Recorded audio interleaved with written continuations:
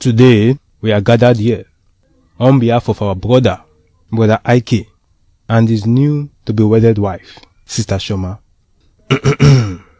Brother Ike, do you accept Sister Shoma to be your lovely wedded wife, in sickness and in health, in riches and in poverty, until death do you both apart? I do. Brother Ike, are you sure? I do.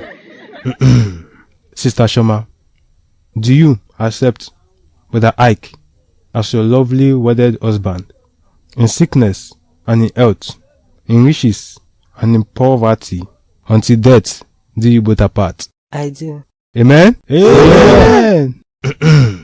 Is there anyone here who do not agree or support the fact that these two should become one? Speak now or forever hold your peace. Sir, please continue.